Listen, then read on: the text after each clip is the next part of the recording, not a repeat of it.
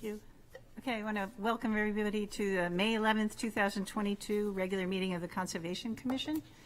The first order of business is approval of the minutes, but I just wanted to announce that we have a new member who's on Zoom. I think there's 4 members on Zoom right now, 3, 4. Yeah, let's see where they are. Whoops. Yeah, we have Lynn Vaccaro, a new member on Zoom. Samantha Collins is also on Zoom, the co-chair, and Ted Jankowski. Thank you. And to let everybody know that Henry Melanchuk has resigned from the Conservation Commission, and that was effective immediately.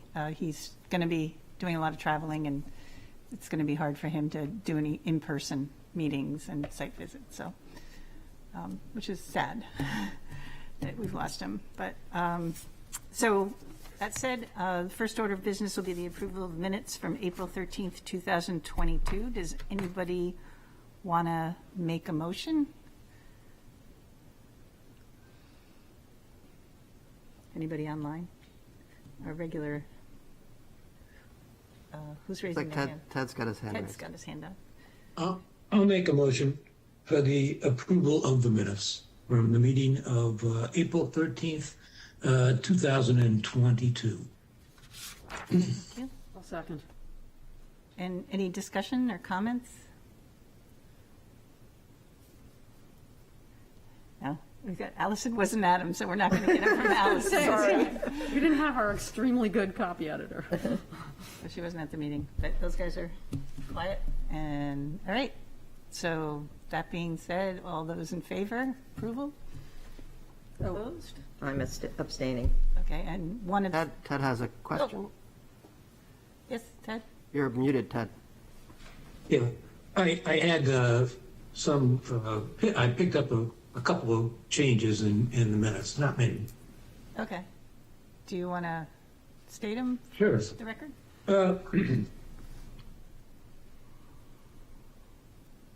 The second paragraph on page 8. It says, Mr. Jankowski commented that this was a discussion they should have. It is their mission by state law and city ordinances, it says here, to protect city water.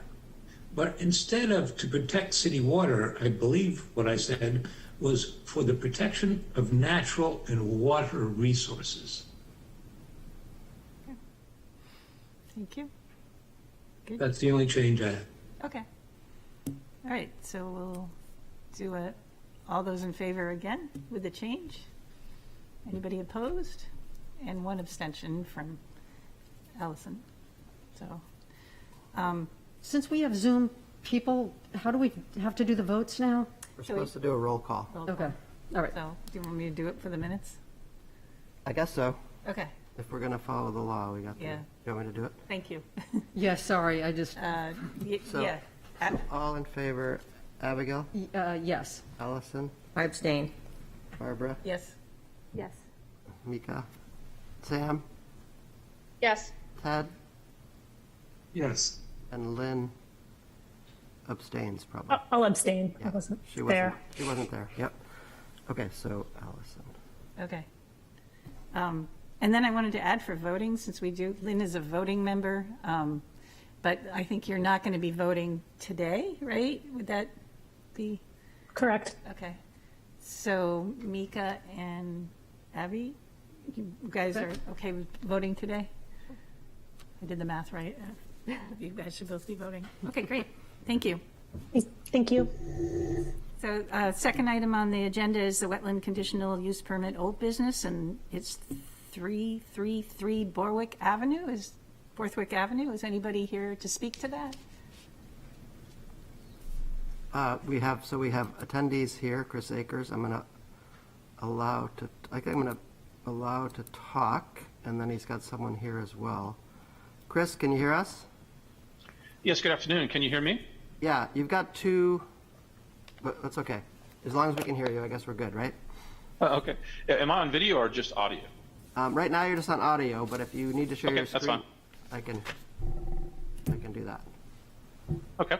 Just want to make sure I went on camera if I need to turn my camera on or not. So thank you. Okay. Yeah, thank you for everyone taking the time this afternoon to let us present the Radiation Oncology Addition project to the Portsmouth Regional Hospital.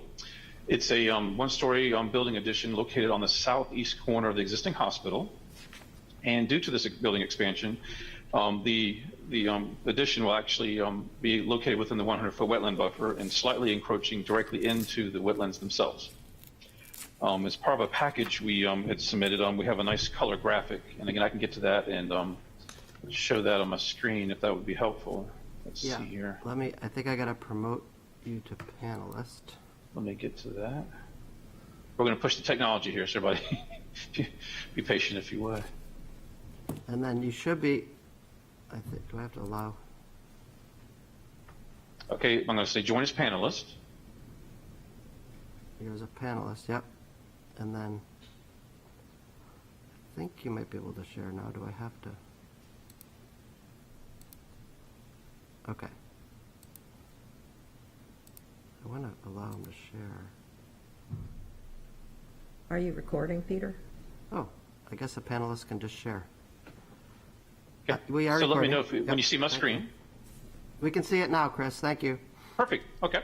Wonderful. Okay. So what we have is the building expansion itself. I'll just do this in the cloud. You see it's kind of this irregularly shaped building. And there's a reason for that. We're trying to avoid the 300-foot wide Eversource electrical easement. So this building addition kind of looks something like this. And we try to do a nice color coding to show the actual permanent disturbance in the wetland is just this tiny little sliver right here, as well as a little bit of a sliver right here. We also know that the contractor has to physically get back here to construct these additions, so we do show a temporary disturbance into the wetlands in this green area. In the blue area is where we're showing to expand the pond that will allow us to provide more wetland area back in its place. So we had done a little table up here that kind of tried to show some of the square footages. So you can see the permanent wetland disturbance is very minimal, only about 200 square feet. And the temporary is around 4,400 square feet, and we're proposing to add about 1,150 of some wetland area. So we're hoping that was you guys would kind of realize that was hopefully a somewhat decent trade-off here to do away with this a little bit here and here, but then add a bunch back over here.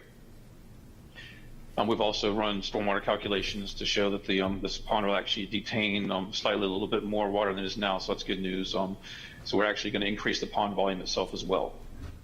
So trying to do a little give and take there. And that was presented, I guess, this is on page 11 of 39 if you have your iPads, and if you're looking at that, the document's page 11 of 39.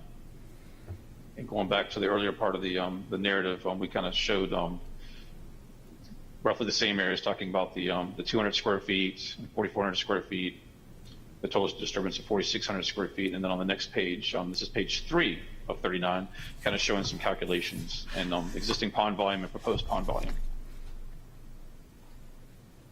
And I believe I read on where the staff report recommended approval with two, I guess, technically conditions. One of those providing some plantings back for those areas, so we can coordinate. I coordinated with Gove Environmental earlier today. We've got some ideas for some plantings that can be put back in this area in the blue, as well as back in the area in green. The cattails will kind of take over this area here. We have some opportunity in these side slopes to plant some native shrubbery and maybe a tree or two here and there. And I think a maintenance plan was also a condition approval, which we can work on the maintenance plan as well. So there's photos included in the narrative. There's all kinds of detailed documents, design documents that we can kind of go over as well. Lots and lots of pages. So hopefully didn't overwhelm everybody with all this information, but here's the existing conditions and some things we're going to demolish. Basically, we have erosion control plans, again, trying to protect the project during construction. And just lots and lots of detailed information. Here's an overall, maybe this will help you understand exactly where this is. Here's the overall hospital itself. And again, we're down here on the southeast corner for this building expansion down here. And Borthwick Avenue is along the bottom of the page. Main hospital entrance being here. So if you've been in the hospital before, hopefully that helps you identify where this project is located. Okay. So you have anything else to report out on? Don't think so. Just make sure anybody has any questions. Again, lots of information, hydraulic calculations, exhibits, color exhibits. Again, photos of what the wetlands look like right now. I'll zoom in a little bit. That's kind of a picture of what they look like now. And here on this corner, here's where the building addition is going to go. Again, more photos back over here. Again, the building addition is going to go right here. And this is kind of stepping further back. Again, the building addition is going to go along the front and kind of wrap around this corner right here. And these photos were just taken a couple weeks ago when I was up there for the Board of Adjustment meeting. Okay. Okay, thank you. Any questions at this point? Allison? What time of year were you anticipating starting this? I believe they would like to start construction this summer. We obviously have to go through the TAC and the planning board still in June, but I think the goal would be to start this on the summer to try and get as much done as they can before the weather turns. Right. I just wanted to mention that there was a mallard nesting out in that area pretty regularly, and so, you know, starting it after the mother and babies have left is probably a good idea. Okay. Thank you. Yes, Abigail. There's a new addition on that end of the building, and this addition would go on to that. And I'm just curious as to why they didn't do a 3-story addition in, you know, like put another story on that addition, and architecturally it would have matched the other end too. Why, is it because they thought of it later, or what, is there a reason for why they didn't go up instead of out? Sure. That project that's recently been completed was a medical surge ICU step down, basically beds on the second floor. This project is for radiation and oncology, so there's what's called a linear accelerator, and I'll try and find a representation of that here in just a second, and try and share that with you. It's basically a very expensive piece of equipment that's used to treat cancer patients, and that's located on the first floor, and that's why this addition is not up another third floor. It kind of works best if it's on the ground level, so it can be maintained there. And it's basically located next to the existing imaging department, which is basically right here. This is all the imaging department, and this is going to expand to the front and on the side. So it's not something I think that could be put on the third floor. It's a completely different type of use. Okay. And I guess if you're there, I guess Matt, if you want to speak towards that, but I think that's probably the best explanation to Okay. share that. Could you just come up and introduce yourself, please, so everybody can hear you? Thanks a lot. Hi, this is Matt Larkin, the Chief Operating Officer at Portsmouth. Just to expand a few seconds on the question you had, the foundation for radiation oncology is a large cement foundation, so the weight of it wouldn't be able to go above on a second floor. On the third floor. That's the main purpose for it being attached to the current Okay. radiology department. And when you built, was the foundation already there, or was that part of the new construction of that sort of? We're going to have to build that in the plan for the radiation oncology suite that we're asking for approval for today. Okay. So. Did you have So hopefully this will help kind of explain. Here's the architectural floor plan of this, and right here is this very, very expensive piece of equipment called a linear accelerator. It has thickened 4-foot walls to prevent radiation from exiting the room as you're Okay. getting treatment. Different types, you can see all the different types of equipment. So that's kind of why this is where it is. We explain that to the Board of Adjustment too, why we're building this here. And there's a whole list of reasons, being the easement, the electrical easement, and the proximity to the existing imaging. This is an MRI that's there right now. So there's a reason why this is kind of shown where it is and why it wasn't done, I guess, with the previous project. Okay. And I kind of missed what you said. What's currently there now couldn't be moved to the third floor. Is that what you said too? Is that? Never mind. I believe that's correct. This is an MRI machine here. It has magnets and Okay, that's- shielding. Those types of things don't really typically go on much higher floors unless it's structurally designed for that. I don't believe this hospital is designed for that Okay. structurally. I just didn't catch it auditorily. Oh, sure, that's fine. I have another question. Um, Oh, Mika has one? Oh, Do you want to go ahead, Mika? Or Yeah, I'll come back to so you. thank you for the presentation. I have a question about plantings, and maybe there's a page you can direct me to, but I was just looking at C2.00, the site demolition plan, and it shows all of the shrubs and trees that are being removed. And I was just is there a page about the plantings that are going to be put in to make Right, up for that? that's one of the conditions that was, I guess, added by the staff, and we will basically draft a plan that shows all those plantings. It's not prepared just at the moment. I did speak with Brendan Walden there at Gover Environmental, who helped us with the delineation of these wetlands a couple of years ago, and he's offered some suggestions for plantings to put in some native species for trees and shrubs. And then there will be another plan will be drafted to show the location and quantity of those drawings, of those plantings. Barbara. Yes. I don't know if Christopher Dumont, it looked like he raised his hand. Do you have a question, Christopher, or are you part of this presentation? Yes, he's the architect. He's the project architect of the project. Okay. Does he have anything to say? I guess he had his hand raised, Chris Akers, a minute ago. Oh. Maybe he was just, I don't know. No? No, I guess not. Okay. Okay. Okay. Abby. Okay. I am. I've got a There he few, is. There he so is. you can interrupt me. Oh, do you have somebody? Is he- You're all set, Christopher Dumont? Yes, I am. I'm sorry. My apologies. Whatever. My apologies. What I was trying to help Matt and Chris say regarding the structure of the original building, it was only designed. It was only designed to take one floor, and when our firm took on the project for the second floor, we had to go back and reinforce the structure to have the ability to even take a second floor.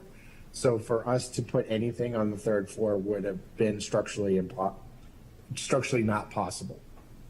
I just wanted to add to that to answer the woman's question regarding the structure. That's all. Thank you. Okay. Thanks. Go ahead. I didn't mean that question. You're going so many different directions. The sidewalk that goes in, that's on the street side of Pond 1, there's a drainage thing and a fire hydrant, and they're set quite far back away from the sidewalk. And I was wondering why they're so far back, because that pushes the pond, pushes Pond 1 closer to the building. So I was wondering,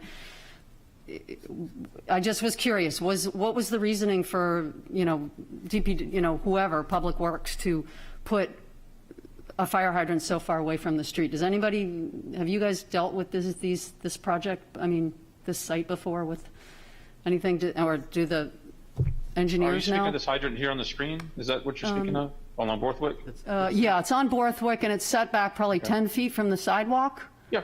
Yeah. Right, exactly. And So there's that's a the drain sidewalk. also. There's also a fire department connection here too. So we previously coordinated with the fire marshal about this fire department connection, and there's an existing fire pump room located inside the building here. And then the current plan is to leave the fire pump room alone, and there's a water line that kind of goes around the perimeter of this to feed this fire department connection, and is within so many feet of the fire hydrant. That hydrant was there prior to the previous project that was recently constructed, and so I'm not sure exactly when it was installed, but it's been there for quite a while, I would understand. So that really this hydrant has not been modified with the previous project or the currently proposed project. Okay, so we're working. Really, we're not proposing to modify anything along this sidewalk over here at all. That's kind of all being left as is. Yeah, it's a lot of lawn, so I was thinking, well, it'd be nice if. It might have something to do with other utilities in the road. I see a Yeah. gas line out there as well, Yeah. so. Yes, there's gas lines. There's all kinds of, yeah. Yes, sir. So, Let's see. Sam has a- I just have two questions more. One is on, it's the new page 14. I don't know what it is on everybody else, on the engineering pages. But it's in the first couple of pages. It's on, I think, page 2 of the kind of introductory. Yeah, you've got the chart that opens up the Yes. package, and then Yes. the second page, you talk about previously man-made stormwater management area, which is now designated as a city jurisdictional inland wetland. And it goes on, and then you say a small amount of disturbance to the actual wetland is being proposed. So is that the wetland across the street, or it's the wetland that we're talking about in Pond 1? Because it seems as if you just, It's you basically- have a different definition of like the made wetland versus the actual, but I don't know. So could you? Okay, so again, the only true permanent disturbance is this brown shaded area here and here. Okay, that's what I thought. I just want to make sure. That's it, yeah. So, okay. We're not, I hope, no, we're not proposing anything across Borthwick over there, nothing over there. It's only on this side and only along the northern portion of this pond here. Okay, yep. And so on that photo, this is my last question. The walls of the building kind of stop right where the new wetland is. So how's that working? Am I reading that correctly? So let me It erase might be the my, next one down even. I guess that's it. So this building basically from here and all these stair stepping to avoid the electrical easement, this building basically will function as a retaining wall and will extend down to natural grade, but will be a retaining wall. So the finished floor up here, this building is basically 27.8, and there are some spot shots of 22.3, 22.5. So it'll be almost a 5-foot wall along this edge right here in some cases. And then we're going to push grade. As you can see, the grade kind of goes against. So it'll be a short wall here, but a portion of this will be about a 5-foot wall. Oh, okay. So where the brown is, that actually, where that ends and the green starts, that's where the retaining wall is, and the pond starts from the wall Yes, ma'am. out. Okay. Yes, ma'am. All right. And we've coordinated with the structural engineer, and that's been designed accordingly. It's been waterproof. Okay. But That's all will my be, not questions. saying it will be waterproof. It's just designed to be waterproof. Let's put it that way. Yeah. Okay. Okay. Thank you. Samantha? Yeah, just to get back to the foundation of the proposed building expansion, will that be able to support upper stories if, Portsmouth Hospital needs future development area? Because you're kind of running out of space to go horizontally now.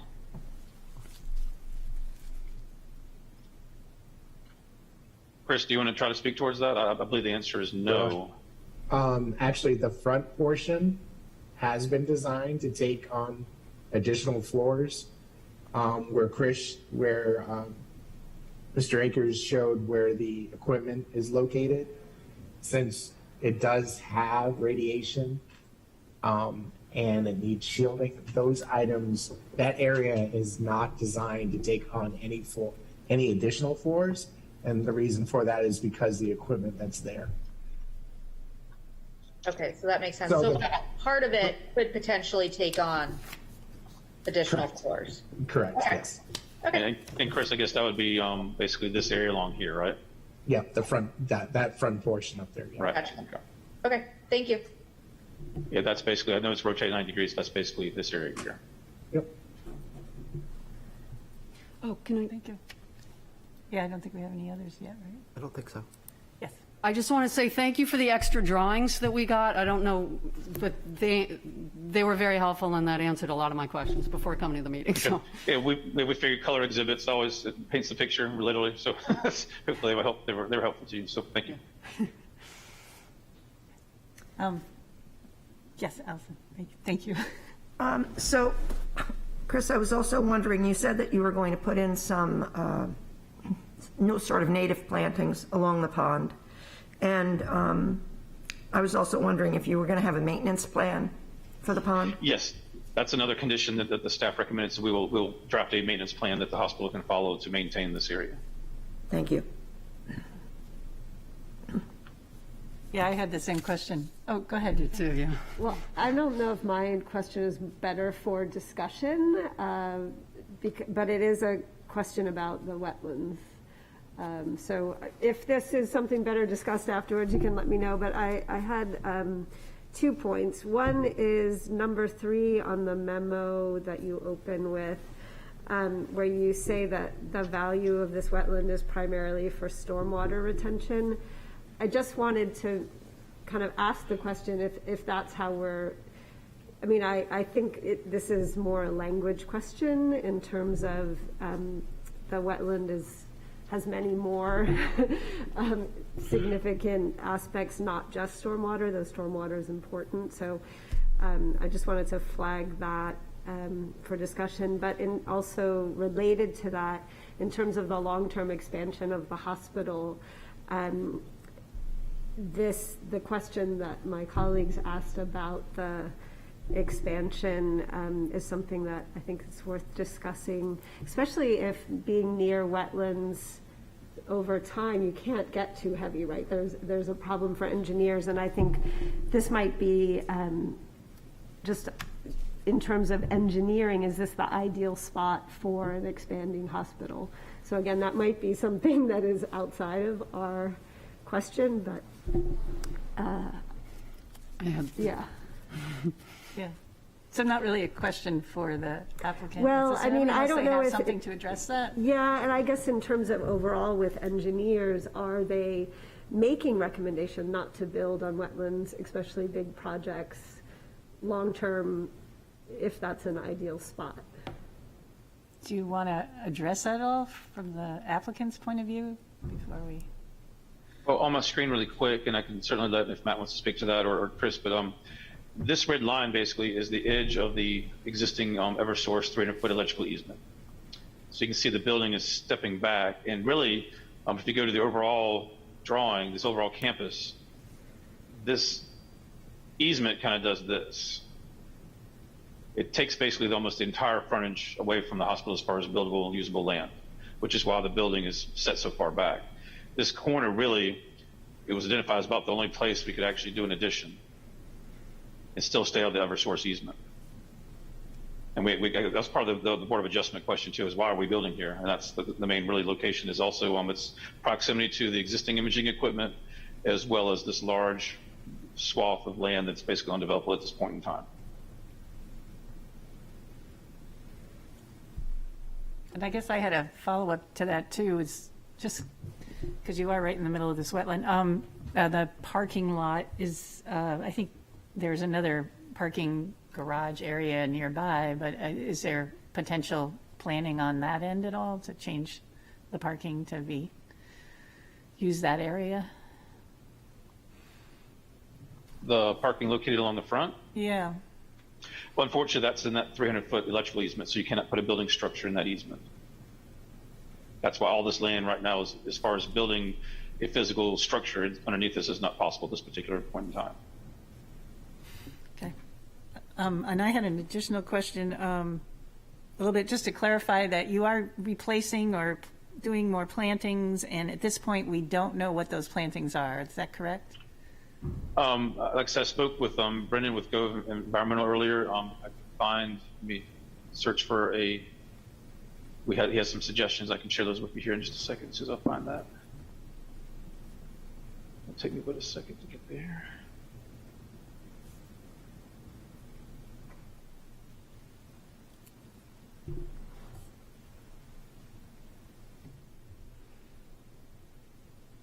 Let's see here. Here we go. We talked about plantings such as high bush blueberry, dogwoods, or other native similar species. So we mentioned native plantings, including high bush blueberry and dogwoods. And again, that's just the start of the discussion, so we will get deeper into that. Yeah, that's some ideas that were passed around this morning. So you would have the details for the planning board then, Yes. on what you're planning? Oh, yes. My last question for me is just maybe you can educate me on this. What are synthetic hay bales? Basically, that's an erosion control measure that instead of having hay bales that can break down over time, they kind of include different material, and they're wrapped usually in like a filter fabric and last a little bit longer than just hay bales that would disintegrate much more rapidly. Let's see if I can find a detail for that. Basically, I guess they also call it erosion control eels, I guess. They kind of look like this. Yeah, it was under the erosion control. So Yeah. are they synthetic in that they use something other than hay, or do they use something like plastic? I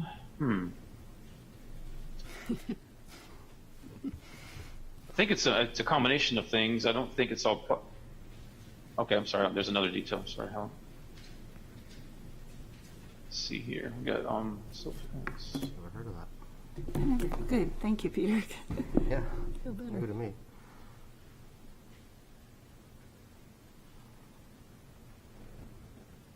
I'm not sure the exact make and material. I don't think it's plastics, so to speak. It's just something that's a little bit more manageable for the contractor to stake in the ground and not just have hay bales that you can break down quickly. I have to do some more research to have the exact makeup of those. Would it be safe to say that since they're designed for erosion control, that they're designed with not being? Well, the polluted? environment, and yes, they're designed with the environment in mind. That's correct, yes. Yeah. You're right, that would defeat the purpose of putting something right out there that would damage their whole purpose is to protect the environment. Yeah. Okay. I'll make a note of that, though, so I just know that for future reference. Fine. Other questions? I think Sam has another one. Oh, Samantha? Yeah, so if we do approve with the stipulations of there being a planting plan and a maintenance plan for the pond, is that something that they'll work with you, Peter, on? Because we're not going to see it again then. And in discussion, can we kind of give what we're looking for in those plans, and you'll kind of work with them to make it what we're looking for? That would be helpful, yeah. I thought that, something beyond herbaceous vegetation, some kind of shrubs for the planting plan. And then for the maintenance, just to make sure they, take a look at it every year and it's doing okay and they replace whatever needs to be replaced. So that's what I was thinking. But yeah, anything you want to add to that, I can review it before planning board and give the planning director my input. Okay, I have some comments then, but I'll wait until discussion. Okay, great. Thank you. Anybody else? Nobody else? I don't, oh wait, was that Lynn? Yeah, Lynn's got a question. Okay. Lynn? I was just curious, at this site, do you have trouble with flooding? Like, do these stormwater ponds, do they overflow during large events, or? I guess if Matt can maybe answer towards that. I'm not aware of any flooding, but No, I just walked to the podium, Chris. No, we don't thank have any, we have no flooding in that area of the campus at all that would bother us. But in some parts of the campus, I mean, it is a tricky spot, right? Surrounded by wetlands. We, not any longer. We had a little bit of wetlands on the right-hand side of it, but that was all corrected as well. So right now, we're in really good shape with flooding. Thank you. Okay. I think the road is slanted toward the wetland area on the opposite side of the street, too. I could be wrong, but. it is somewhat super elevated to go towards the wetlands over here, the Borthwick Avenue, if that's what you're referring to. Okay. No other questions or comments? Does anybody want to make a motion? Allison?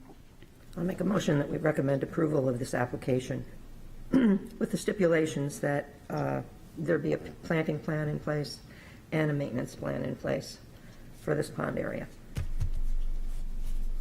And have it reviewed by city staff, Yes.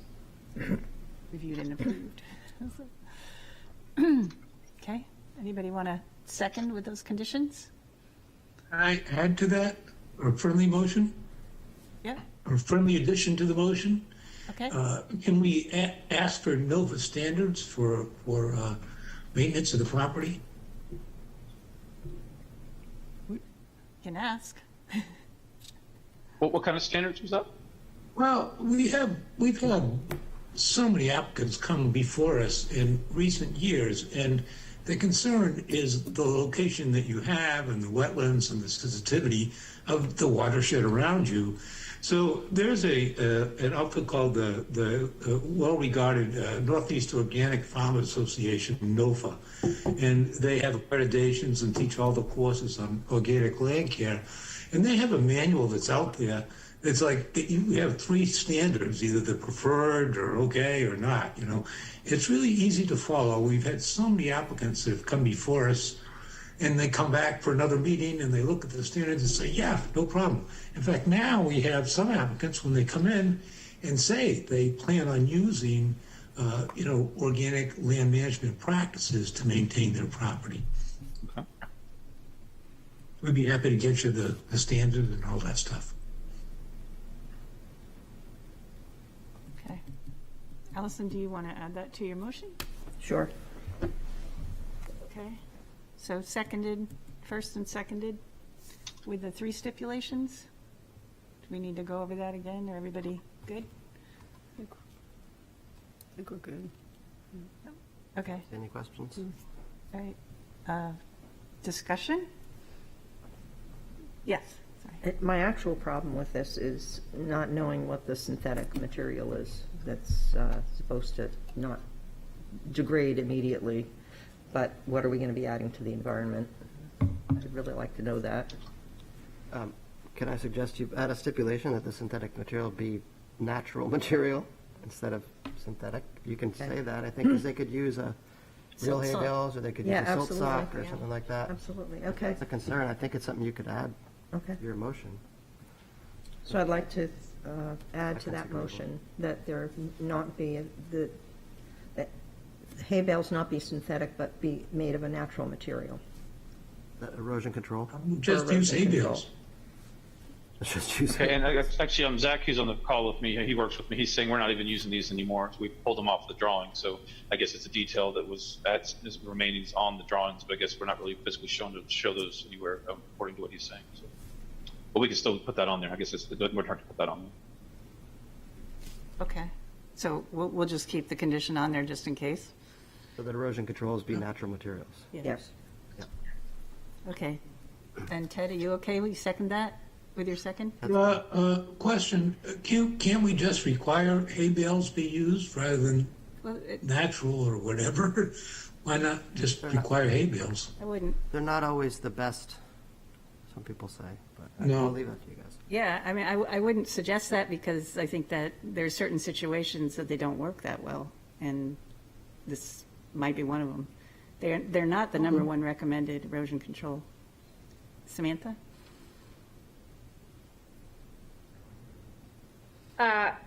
It's not on the topic of hay bales, so if we're still talking about hay bales, we can continue with Okay. hay bales. Okay.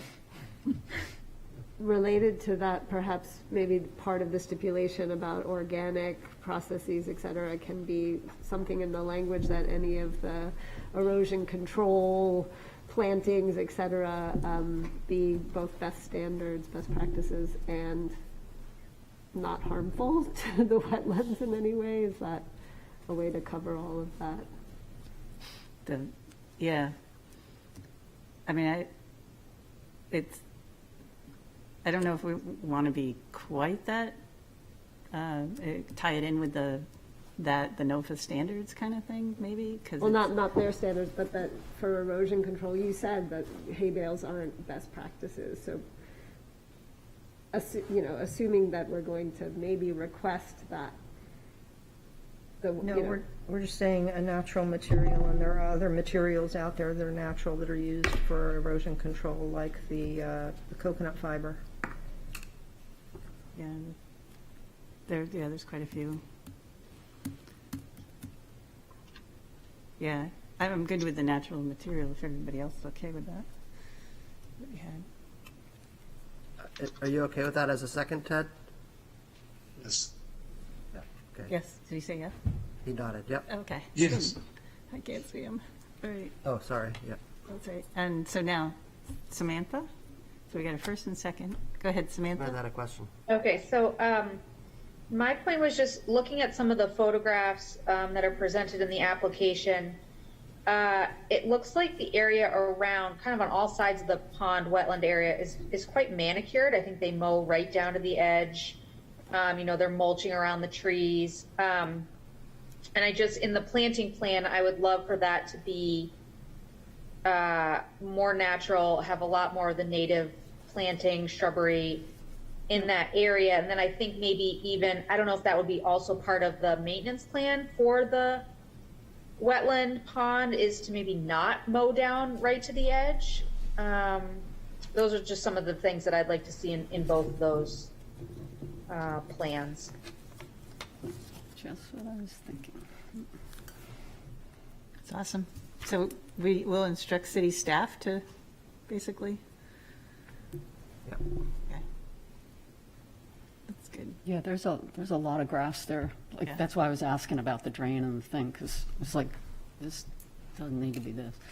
On a side note with all of this, I know we're talking about, the environmental aspect, but when you go past the hospital at any time when breaks might be taken by the workers, there are so many out walking the sidewalks, and I think if we can make sure that we keep it a habitat for non-human critters, it might be nice for sort of everyone involved there, for those people who are day in, day out in those situations. So I know it's a side note, but and not under our purview, but so I was glad to hear about the blueberries and dogwoods and things like that, because I think that, and there's a lot. I just also there's quite a bit of litter in the other little ponds.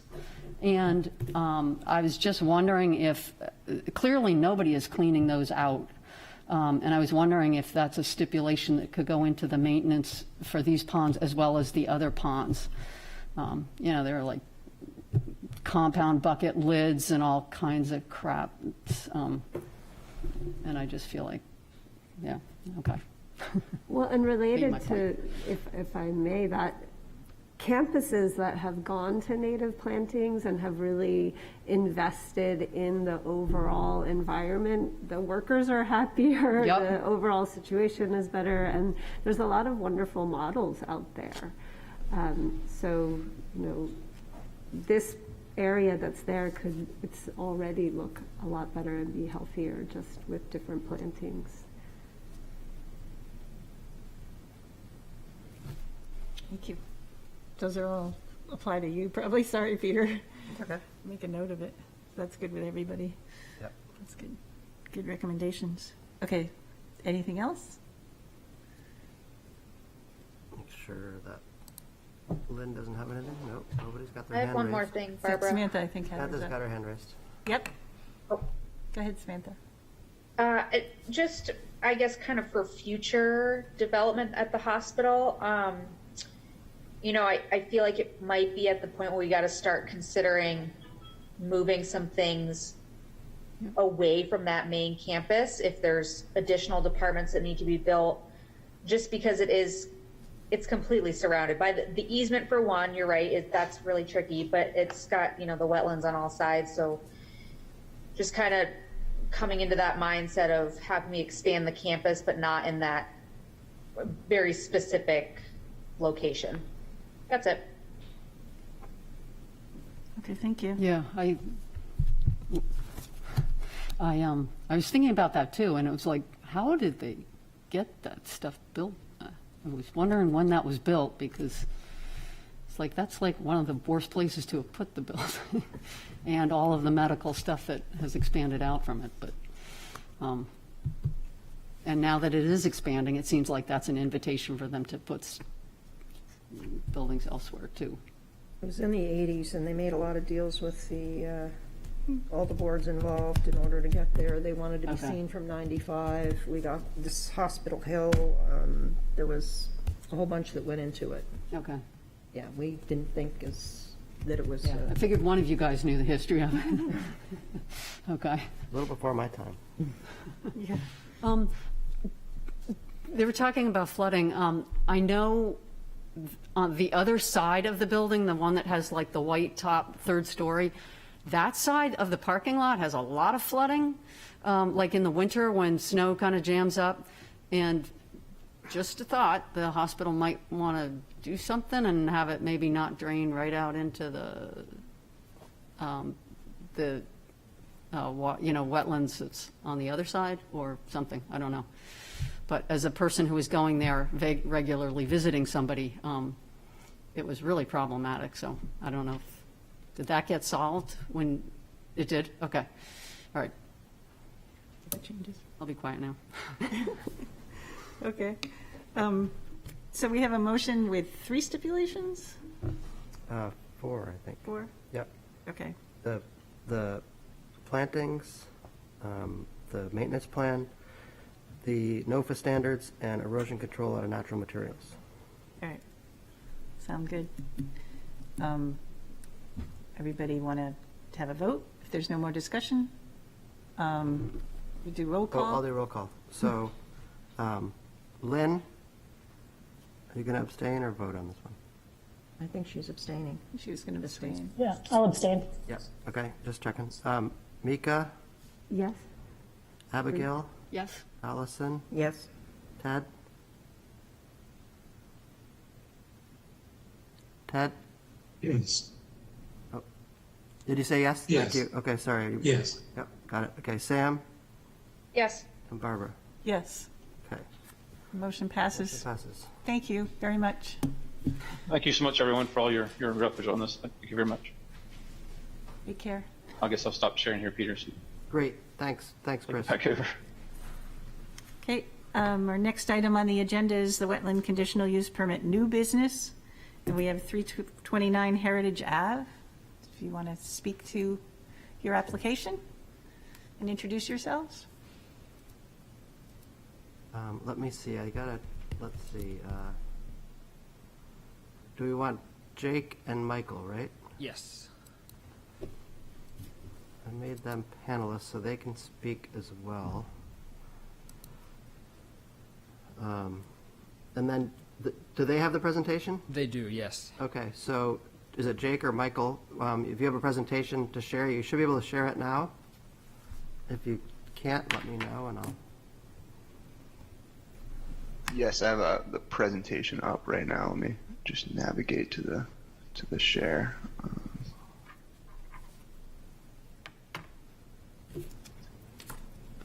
Yep. Peter, Can everyone see my screen? are they going to introduce themselves? Yeah, can you guys introduce yourselves Yes, of too? course. Good afternoon. Thank you for letting us come before you today. My name is Tyler Reese. I am an associate engineer with the City of Portsmouth Department of Public Works. I am joined by Zachary Cronin, the assistant city engineer at the Department of Public Works, and we are joined online by Mike Terrio and Jake Chapman from Wright Pierce, our contractor.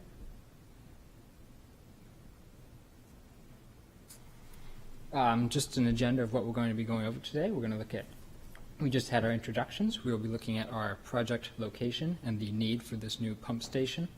We will be reviewing the existing conditions and the site demolition plan, and we will be reviewing project impacts. We will leave you with our contact information, and at this point, we would like to turn it over to Wright Pierce.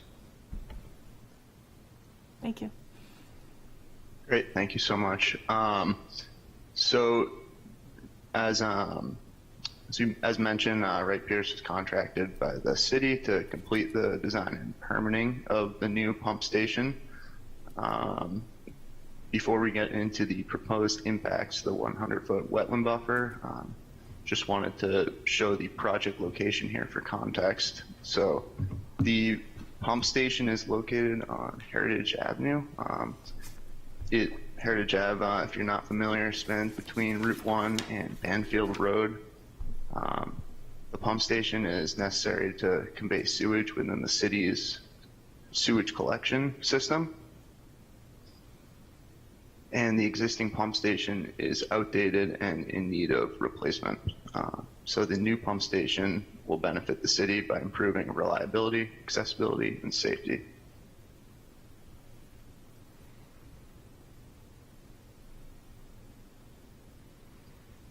So the slide here shows our existing conditions and site demolition. The existing conditions, as shown, shows the existing pump station in place with the existing generator and shed, which will all be removed and demolished as part of the proposed project.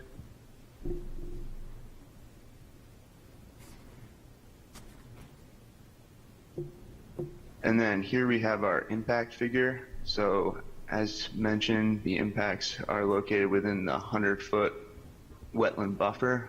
It is a prime wetland. And as shown here, this was delineated by our wetlands consultant, Mark Jacobs. There are no direct impacts as part of this project. And the temporary impacts are shown in green. They include removal and demolition of the existing pump station, and that will remove 220 square feet of impervious area. Also, the temporary impacts include area for pipe insulation and access for the contractor. The permanent impacts are shown in red, and they include the new pump station generator, electrical control cabinet, and proposed driveway. Also included as permanent impact is the site grading necessary to construct the project.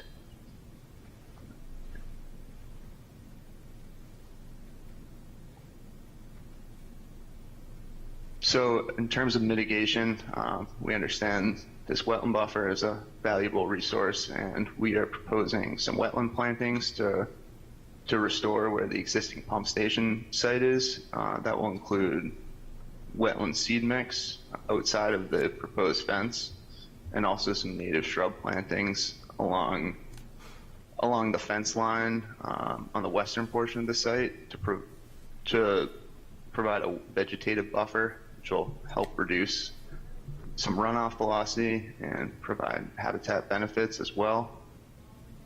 And we can work with our wetland consultant, Mark Jacobs, to identify some appropriate species there.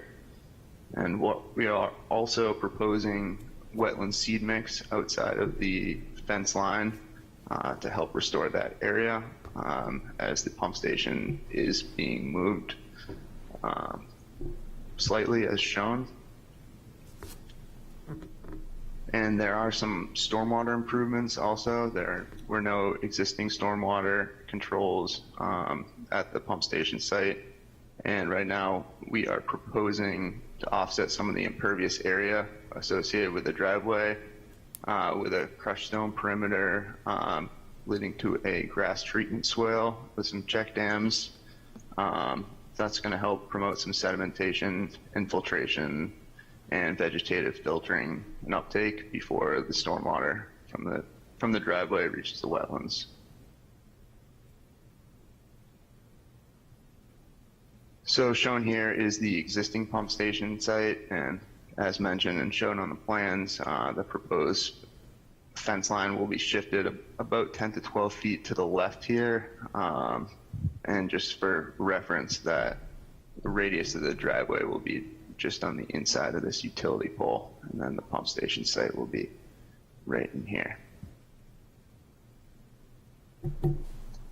And just another look at that existing pump station site, those wetlands back here. And that is it. Here's some contact info for Mike and I at Wright Pierce, as well as the city, if you have any further questions.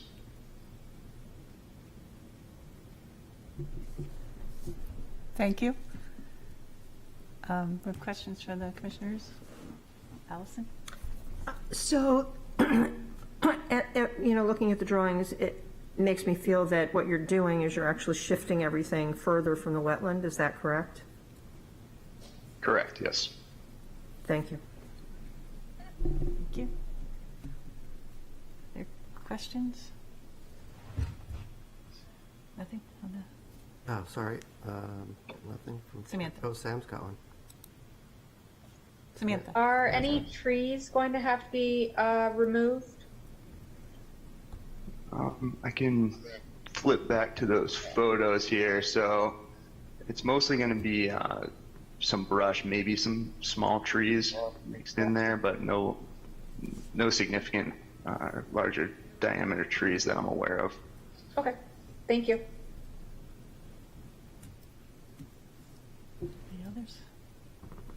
I had a question about invasive species out there. Have you guys noticed any, or? An invasive species survey was not conducted as part of the wetlands delineation. So, and have you observed any, just yourselves, or? There was something in there. This is Zach Cronin, Assistant City Engineer. I don't believe we have observed any ourselves, no, although we are not wetland scientists ourselves. Okay. Yeah, oftentimes those are noted in the wetland reports that we get from Mr. Mark Jacobs, and he did not note any invasive species at the site. How'd you get a hard copy? No, it's the We're file cheating. copy. It's like, okay, Peter's just double checking, but, and this might be for the other commissioners, is that site next to Pula Land, or is that further down the road? Do you know? It's pool land, yep. Pula Land, okay. Absolutely. So, which is the public undeveloped lands that we have. Yeah, we walked through there. That was one Yeah, of I the thought sites so. that we, yeah. Yeah, so there's a trail that people use and access right next to it to go behind there, right? You guys know the site at all? Yes, that is shown on the plan. plans. Yes. Okay. And just to clarify, the new structure isn't going to, driving by, it's not going to look significantly bigger. No. The shed will be removed, and there will be a kind of an electrical control panel on a post with a small roof, so that shed will actually be removed.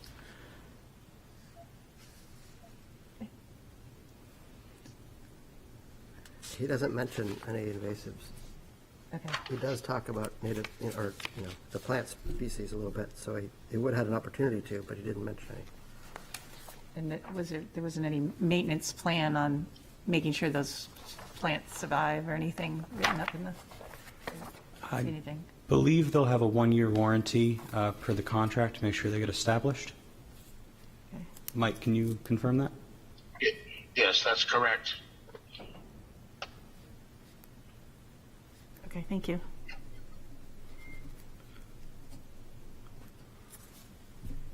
Anything else from anybody at all? No? I don't really have a question. I was just glad to hear all of the language about the native plants and vegetative plantings. It was really, and I was thinking, can you talk to the hospital about developing this? But no, thank you for the description of how you plan to work with the wetlands. Yeah, thank you. Okay, so we Thank you. have, this, basically, does anybody want to make a motion?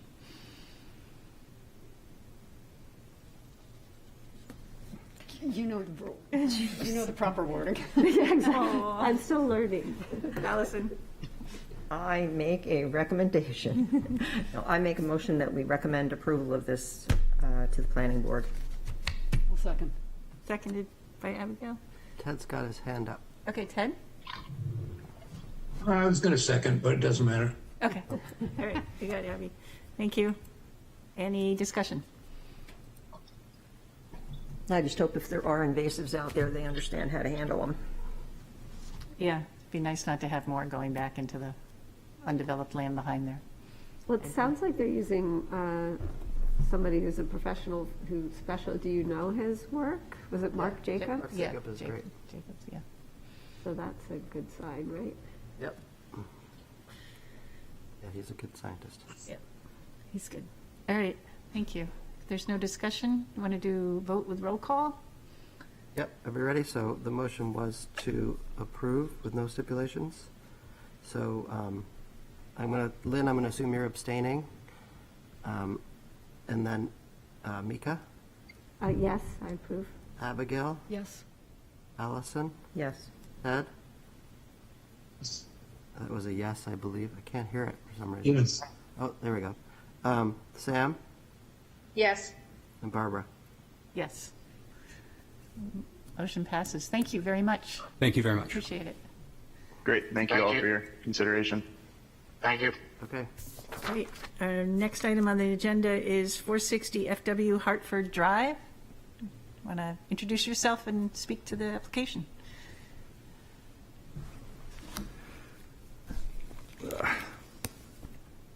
Thing off.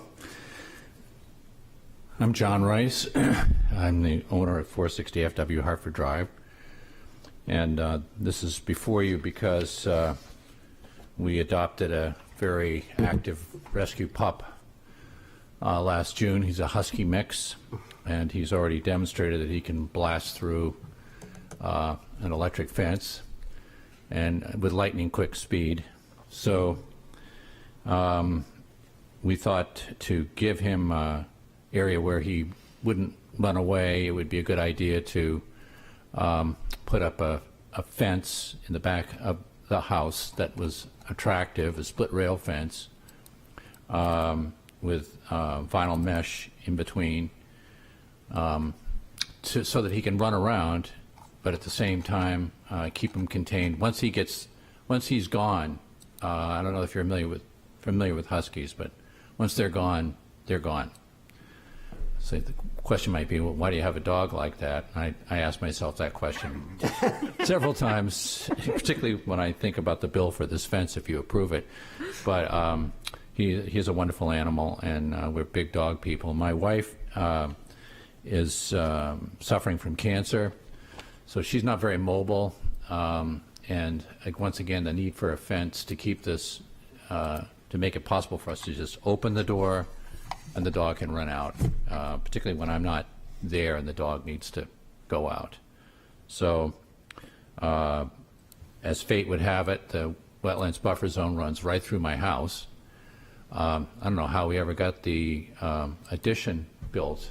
Maybe it had changed over time, because it's in the buffer zone.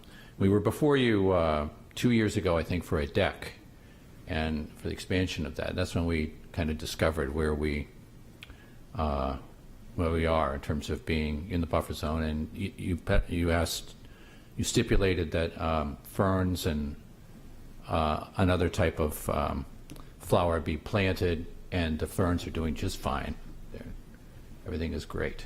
So I don't have a, oh, you have that, good. I don't have the ability to do anything here, I guess, but, so. Anyway, so that's the, I don't know how much you had.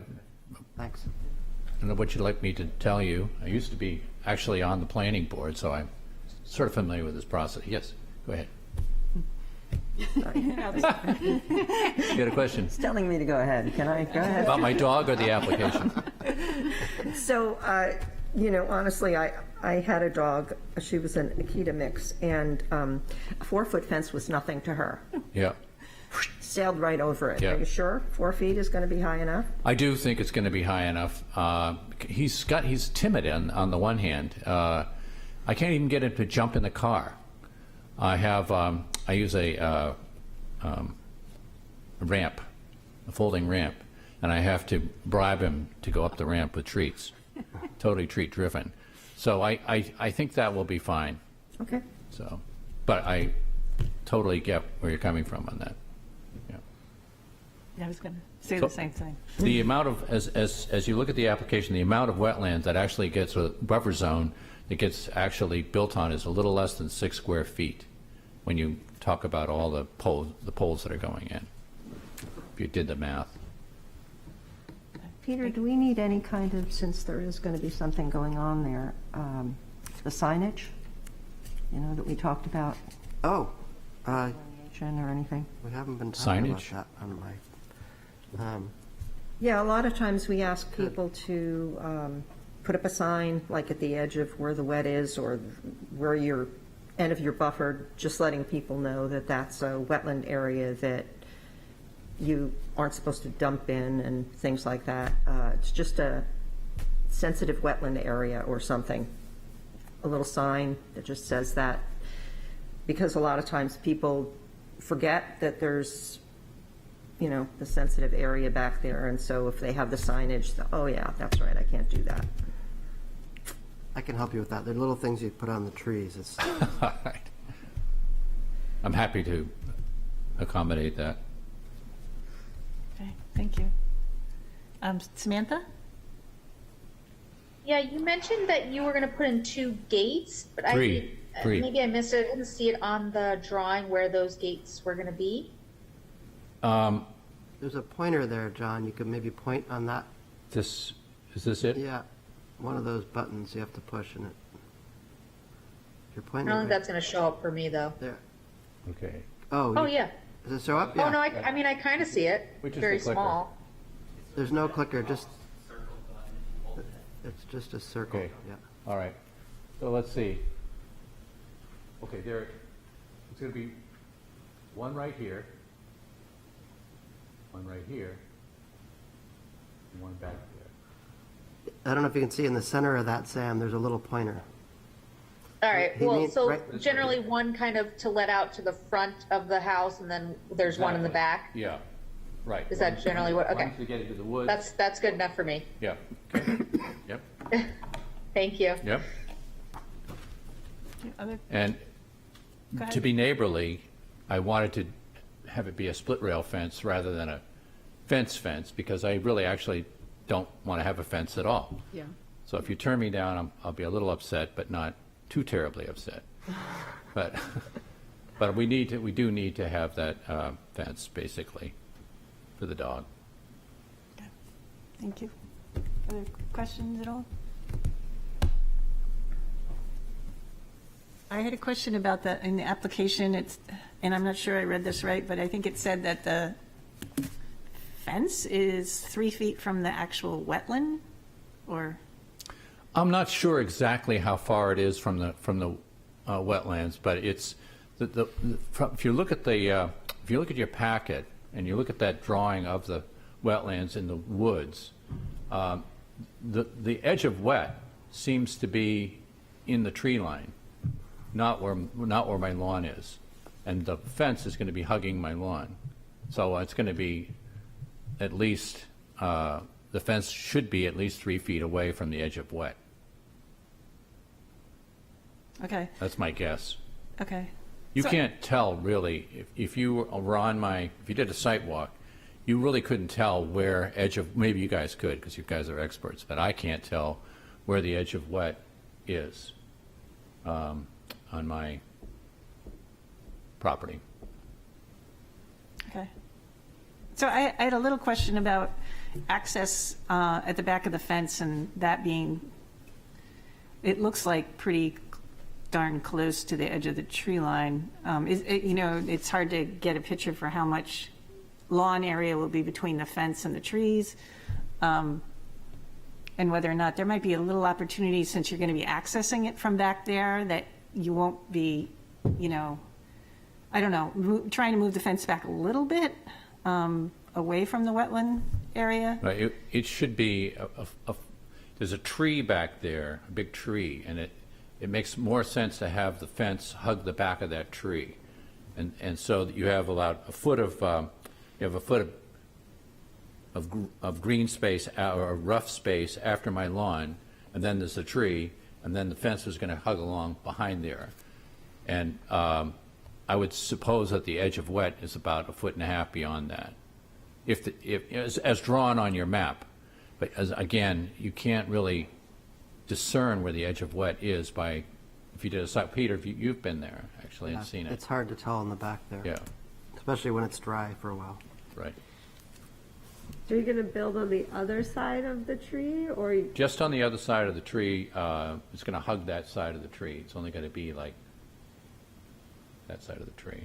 I just walk by so many houses in Portsmouth, where the tree has gone through the fence and the fence is cut around the tree. So maybe if a Well, maybe we'll change that when we're doing it. But the thought right now, it made the most sense to put it that way,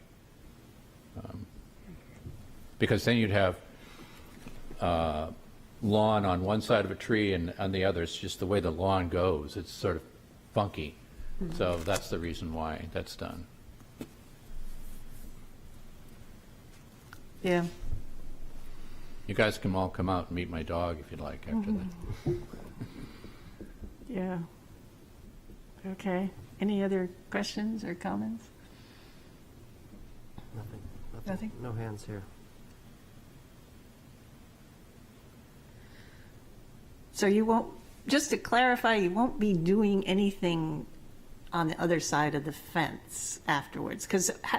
So the opening is just so you can access the woods from there? Right. Sometimes we go out and walk around in the woods. But no, I'm not planning on doing anything, no. Just, or using that area for anything Nope. other than just mow it? Right. So is there enough room between the fence and for a lawnmower to just get in there? Is that? On the other side, or? Yeah, on the outside of the fence. The way it's drawn now, you have the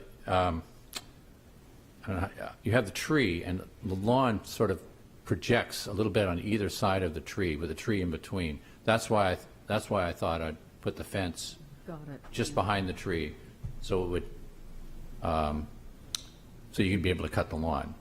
There's ferns that are there that I don't want to, I've been cultivating, I don't want to ruin them. In fact, whenever I go out there, I always walk over one path so that the ferns can not get trampled. So you've already thought that through, that you want to be able to get around the back of the fence without disturbing any of the vegetation that's Exactly, there. I have Okay. thought that through. Okay, I just wasn't. Yep, clear in on that. fact, I've put in plantings, which Peter has seen, they haven't done very well, but put them Part of the in. deck project, yeah. Okay.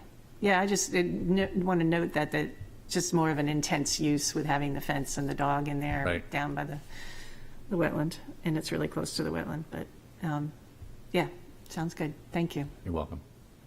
It might actually provide more of a buffer than no fence, right? Because Yeah, you have that's to what I was thinking, decide probably. to go through the fence as opposed to, yeah. Actually, there are, yeah, it'll keep them out of some wet areas on my neighbor's side. And between me and my neighbor, there's just one pool I mentioned in my application. There's a wet area there, which actually has turned out to be a burial ground for all kinds of toys that he keeps bringing up. That's the only bad thing, is he won't be able to get at those. But Yeah, he might still do it. Okay, all right, thank you. There's no other questions from anybody? No? all set? Yeah, well, Sorry about having no official. no, this has worked out fine. So do we want to all do a vote, roll call vote? Have an emotion. Did we Oh, make yeah, a motion? Sorry. Does anybody want to make a motion? You gonna do it? I was going to bring it since this is like, okay, Okay, this well is then- kind of easy. Okay, All do right, to guide me, I make a motion that we vote to approve this fencing plan. Are there any stipulations that people want to add? I do not have any. Okay, thank you. Anybody want to? Did I do that okay? Except for adding the question about the I would stipulation? recommend approval, I recommend, okay. Wait a minute, okay. I because it goes to the second. planning board. Yeah. All right, Unless there's stipulations, I I'm going to mess second. that up next Okay. time, so. All right, so our second. I'll second. Oh, okay, we had Mika already. Got it. Oh, She beat sorry, you, that's Samantha. fine. Not very loudly. Okay, so we got Abby making the motion and Mika seconded. Yeah, and now we want to do a roll, discussion. Drew, yeah. Sorry. Ted flashed on. Was that because he had a question or anything? Ted's Ted, image did was you have a there. question? Was that just something? Okay, I never don't mind. see a hand, but Oh. Ted, do you have any question? Nope. Discussion? No, Nope. Okay, thank you. All right. So if there's no discussion, we will have a roll call vote. Roll call vote to approve as presented. So I'm going to put Lynn down as abstain. Mika, Yes? Abigail, Yes. Allison, Yes. Ted, yes. Ted, Sam, Yes. Barbara. Yes. Okay. All You're set, good. John? Thank you very much. I might Good hold luck. you to your invitation, because I had a good friend who had Huskies, and I used to dog sit for them. Yeah, they're very cool. All right. Nice to meet you. Nice to talk to you guys. Thank you. So our next agenda item is other business, and so we first had an item on there, which is the amendment to the Conservation Commission rules and procedures. And Ted had requested to speak to that ahead of time, I believe. Ted, were you going to do that?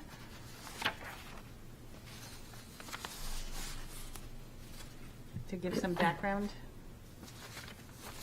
Is he speaking? Maybe, is he muted? No, I can't hear him. No? Nothing from Ted? It sounds very quiet. Oh, there he is. I can, but I think we should get into the discussion about the actual motion or the reading of the motion, and then I can give a little background, or when we have a discussion about it. Okay. I think would be most appropriate. Okay, great. So just put your hand up when you want to do that. So, Okay. I'll put it down now. Oh, he did. Oh, he's on it. Okay, so I made this change because when we voted, it was brought to our attention that it says in these rules that unless voted contrary by the commission, the vote shall be conducted by secret ballot, which I brought up with the city attorney, who said that that is according to state law where the right to know law, that would be, it would be illegal, I guess, or wouldn't be allowed. So the idea was at least to remove this from the rules and procedures. It wasn't necessarily to look at all the rules and procedures, but that was a clear problem that we saw. We've never really voted by secret ballot anyway, but to clarify that in the rules, we thought it made sense. And so the only change would be this strikeout section in the rules that removes the section that says, unless voted to contrary by the commission, the vote shall be conducted by secret ballot. So our rules say that at the very beginning of the rules, it says the rules and procedures may be amended by a majority vote with at least 6 votes in support at a duly called conservation meeting, providing that 5 days written notice of the meeting is given and that such notice shall specify the amendment to be voted on. So our agenda did have that specification, and it was 5 days in advance, so we followed the rules to do that. So everything would be in order. If you wanted to make that change, you can talk about it or talk about other changes. I think any other changes probably would need to be noticed, given what it says in the first section about our rule changes. But we could do that as well. So this is the process, so we can get it under our belt. And if there's other stuff we want to talk about, we can do that. I just have is that document available on the iPad, or should I always bring the little It's file? available on the city website. Okay. It should be. If it's not, let me know. I think it is there. Okay. And it's a short document, so I can send it up. But that, I put the rules and procedures here it is. on this meeting agenda, so you could download it from that as well. Great. Okay. Thanks.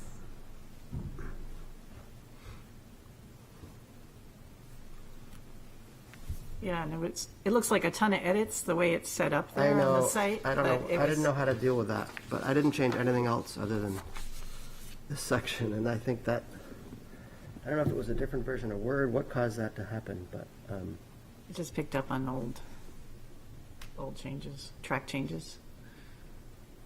So it's just the one line that's just the one taken out. line in blue. Yep. In number 2, is that the one? Yeah, Page number 2, officers. B2. Me too. On Yeah. page Okay. 2. Got it.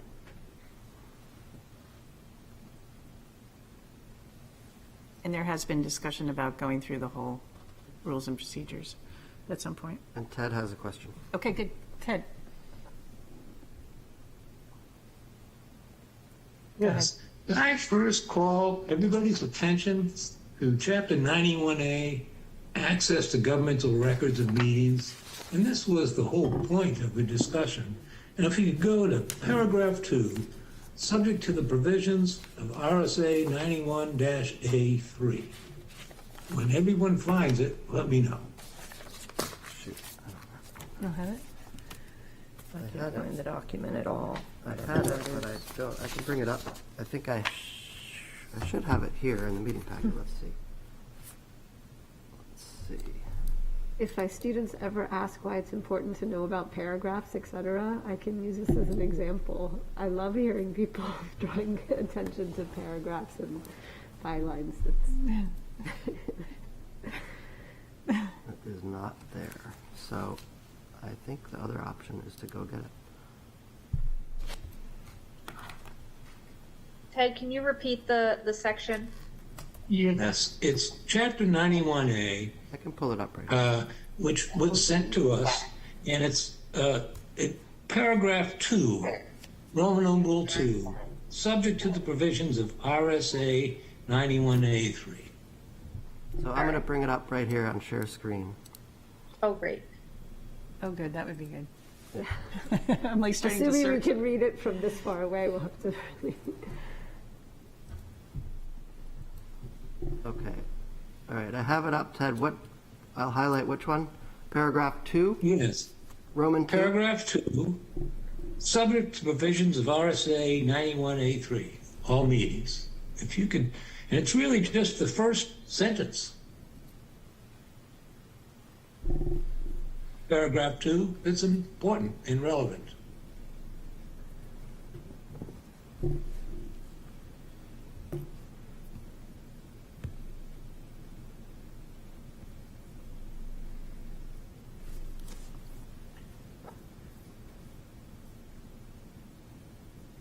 Do you want to read it, Peter, or do you want We'll make it bigger, Peter, so people can Or read it. can we get to it on our? I can read it. What do you want, the paragraph 2? I want people to read it themselves. That's the point. Because I want to read from Mr. Sullivan's comments, written opinion, so that you can compare what he said to what's there. Well, That's why I sent out the document in advance. I can't read it without, I can't have people read it if they can't see this, because when I make it bigger, but it's the first sentence here? It's the first and second sentence. And second sentence. So we could maybe get to it through our email? Is that what Ted's trying to say, that he sent it out? Yeah, well, it's right on the city, you know. it's right on the city website with our meeting announcement. So the meeting agenda, It's in the, oh, click in there, okay. it says 91A2. Got it, thank you.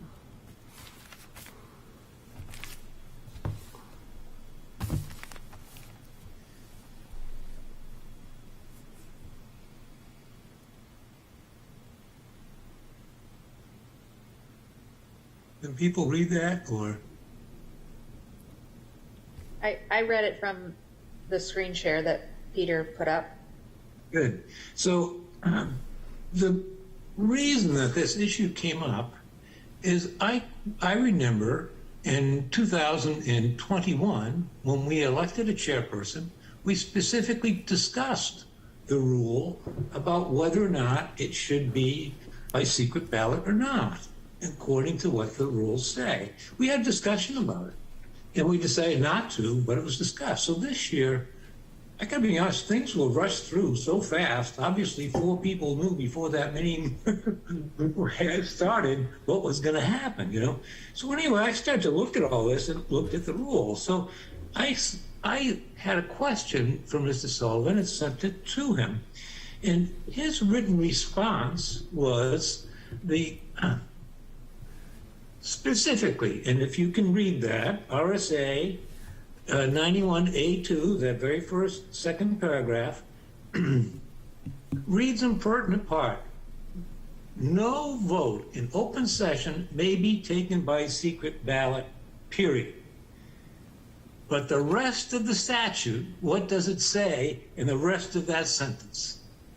Any person shall be permitted to use recording devices, including but not limited to tape recorders, cameras, and video equipment at such meeting.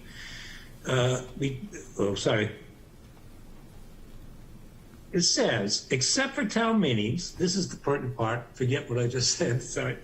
Except for town meetings, school district meetings, and elections, no vote on open session may be taken by secret ballot. Mr. Sullivan interpreted that word elections to mean like a city council election. I talked, before I even asked Bob's opinion, I've known him for years, I went to 2 really good municipal lawyers, and I actually went to a sitting judge and asked their opinion of what that means. And they all explained to me that elections is wide open to interpretation, but they have elections all over the state of New Hampshire. I once ran in an election for finance committee in the town of Newcastle like 25 years ago. They have elections for selectmen, all kinds of things. So their interpretation of that is elections that our election will count as being an exception from this particular requirement that Bob points out. I personally don't think we have to change anything. I really don't. And I think all we do is make sure next January we talk about it. You know, that's all we have to do. I don't think there's any need to change this. In my opinion, after conferring with, people I have a great deal of respect for, I think Bob's just wrong. He's doing his job. I've known Bob for forever. He's the corporate attorney. No matter what the city does, he has to defend it, whether they're right or wrong. And in this case, it's wrong. I'm sorry. It's my opinion on it.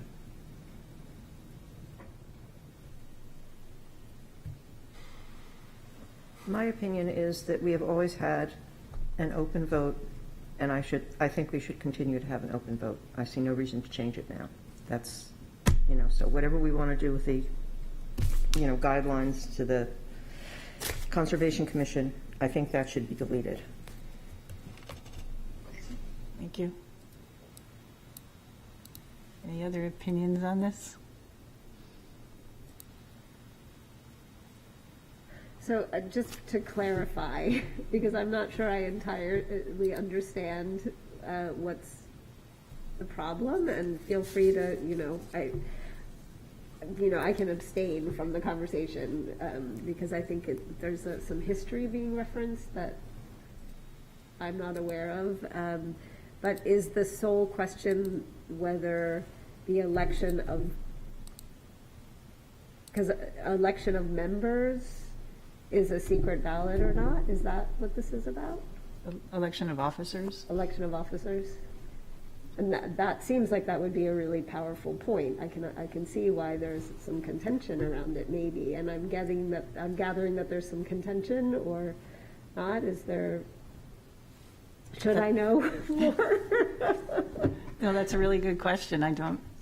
We've never done it that way, so we were not doing it that way, and it was not brought to our attention until after the election. But yes, I'm guessing you're probably right.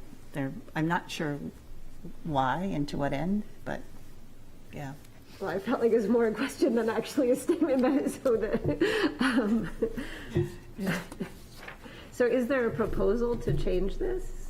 Yes. Okay, Yeah, and the proposal is to say what? to strike it out. Just to totally remove it? Remove the secret ballot part of it. But with recommendation from the city attorney to do that. And to be honest, I also talked to the Association of Conservation Districts, the director, and she had made the recommendation to take it out too. So she felt that it needed to be kind of an upfront kind of process that people felt comfortable to be able to do that, and that the public should know who's voting for who. That it was full disclosure more than anything. So. Sam has a question. Sam. Yeah, I agree with removing it from the proposal so that there's no ambiguity around, year to year what we're doing, so that it's not a secret ballot. But I do think when it does come to be time to elect officers, we go through the procedure and everyone has their set. Just make it very, step-by-step process, I guess, before going straight into voting and making motions, just so everyone kind of gets more abreast of the procedure, because we only do we do it once a year? Do we do it every other year? I don't even remember. So just refreshing everyone's memory every year would be good.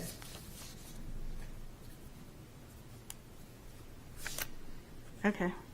So in all of your cumulative experience, it's never been a secret ballot? I've been on the Conservation Commission for 30 years. We have never had a secret ballot. Ted's got his hand raised. Okay. Ted? Yeah, but I just want to raise another point here too. Mika, you were not there at that meeting, but you were appointed as a member of the Conservation Commission, but you were not invited to the meeting. You were approved December 20th. So I'm very uncomfortable with this whole process and how it happened, and really disappointed in some of my fellow commissioners. We walked into that meeting, motion made, Mika, you weren't there. You should have been. And the vote was 4-3. It was a 1-vote margin, and Mika was not invited to the meeting. And why is that? How come? Mika hadn't signed the book to be a member. She was given no direction. I talked to her. She was ready to go to the city clerk's office. The city clerk is supposed to get her to sign the book, right? When you're approved, you get a note in the mail that tells you that you need to come in and sign the book. Yeah. Can I speak to that a little bit? Yes. And so I was told to go down to City Hall, and I was proactive, but had I not, I wouldn't have even been at the December meeting, let alone the January, probably. I would have been in Mika's boat. So I feel like, one, I think it would have been good if, yes, if you get, that you don't wait for a letter in the mail. I never got that letter, so I don't know if they didn't send it because I had gone in person to sign it. But if that's not the case, then I never got the thing. But it seems also, like two different questions, though. I feel like if we're just talking about the rules and regulations, like I can't remember when I got the letter and the timing. You got a letter. I'm not. I did get a letter. Yeah, I think it was later, and I don't remember the timing. But to me, it seems like this is a separate question than like whether to keep this line in there. And I feel a little uncomfortable because I think it was that gray area where I just been proposed. That I don't remember timing. Well, I also think it's an issue for people that are very new to the board to even have a vote. And the reason that I say that is that you have no idea, unless you watch regularly on Channel 22 or the YouTube channel, what we do here, how we do it, how we conduct our business, and how things have gone in the past. Right. And so that's a question to me. Well, my first meeting, I abstained from every vote, even though I personally had opinions about some of it. So, Right, and the way Laura's Lynn is doing that now. Yeah. Yeah, And I know Lynn. it was a learning process, but like our orientation didn't happen until after my third meeting. So, Ted's got his hand up. my issue with the election was that, and because you have it in January, there, you might very well have new members like me and Mika, but I didn't even know. I mean, I think I don't, the secret ballot or not, I don't really have skin in that game. I don't know. I don't care so much about that. But what I did care was that suddenly a motion was to vote on you, and I would have liked to have known who was interested and then it's sort of like, oh yeah, well, let's vote for somebody, and it's like, and after we vote, then we'll find out if there's anybody else interested.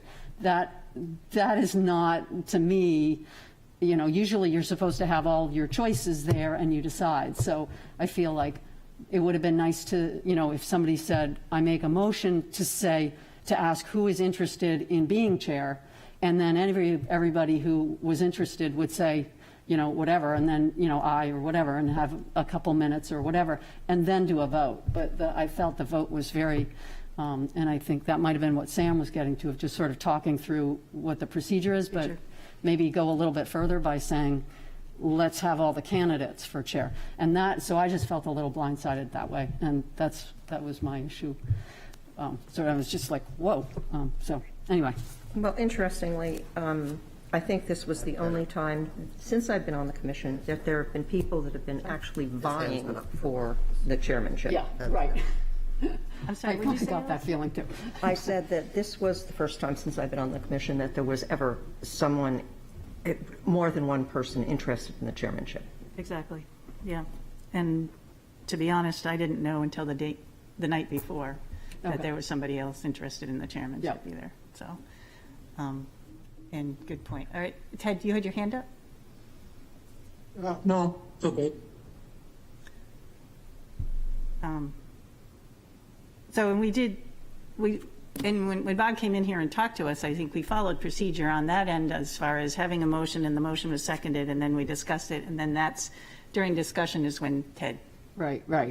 And Henry motioned, or he said that he would like to, have Ted be chair. So, so we did have some discussion, and the discussion ended with, is that all right? And they said yes. Right. Because we had a vote that was going to vote whether or not that person, whether or not Samantha and I should be chair and vice chair. And then if that vote said no, then we would have another vote, but that vote did not go that way. Right, but it just sort of seems a weird way to run an election, Yeah. just to have it, sort of like, oh, well, we have our front runner and then, or whatever, kind of, or we have this, so, I don't know, it just felt odd. Can I ask a clarifying question based on something that Abby said? You said that there was, in January, a high likelihood of new members, and then it's also in the calendar when there's choosing the chair or election of the chair? There's not a high likelihood that January is the time. There were 3 of us at one time that were April, and I think Barbara and I are still April, that we have our membership renewed. And Steve Miller was the other person that we were all in April. So it just depended on, when people left, like now Henry's gone, we got a new person. Yeah, so it just happened that it was in January. Perfect storm. Okay, it's not a structural No. issue, yeah, okay. But in the rules, it says the election is in January every year. Okay. Yeah. Thank you. I just wanted to, it seemed like if everybody always comes in at the same time, then just make the election 3 months later or something. Right. That would be tough. Peter, is it annually? I'm just Yeah, losing my mind here. We it says- vote every year. Yeah. It says in the rules annually in January. Okay, thank you. So, And we try to follow that. Sometimes it hasn't even happened in January, so. So do we want to do we've had some discussion about this. It does go a little off topic as far as just redlining that one sentence for the future. I'm suggesting we might want to see if anybody wants to motion on that and then discuss a little more or whatever. I would motion, as a new person, but I may not count, but I would motion to remove it because especially with a town like this that's going to be growing so much, as we all know, the ability to actually have people who care about wetlands on a planning board in a time like this, in a town like this, and best practices, it doesn't have to be a commercial loss. It's actually a benefit to towns who invest. After the conversation with Abby talking about the hospital, I just started remembering all of the schools that I've been a part of that have developed their landscape using native plants, changed the entire ecosystem. And it's so beautiful and it brings so much value and there's so much that could be done here. So if secret ballots imply people putting in, people who maybe don't care about conservation but are beholden to other, principles, then, and of course it's always a spectrum, but it would seem that secret ballots aren't really serving the mandate. But maybe I'm overthinking No, I it. agree with you. So do you need a motion? Yeah. Okay. Do you wanna- I couldn't quite catch all of what you were, the secret ballot prevents division? No, the secret ballot's bad because it lets people get put in maybe Okay. who, like if you don't have transparency, you have more of a possibility of Yeah, okay. corruption. I'm sorry if I'm I'm used to talking. listening in masks again, so I have to I readjust my apologize. hearing. So my I've been apologies. lecturing all day, so I may be over talking. No. So did you want to make a motion? I would motion to strike the secret ballot from the regulations.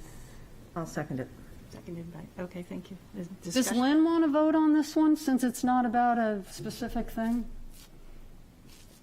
Oh, that's a good question. She's I still think I would there? abstain. Okay. I don't think I have enough background yet. I was going to say, you can take my voting place yeah. No, you're more informed than me. Thank you. But I'm probably not, but anyway. All right. Any more discussion? Any Ready more for the vote? discussion on this at all? We've got a motion in a second. Motion and a second. Okay, go ahead. So Lynn's going to abstain. Mika, Yes? Abigail, Yes. Allison, Yes. Ted, He shook his head. No. no. Sam, Yes. And Barbara? Yes. Okay. Motion passes. The Thank motion you. passes, yeah.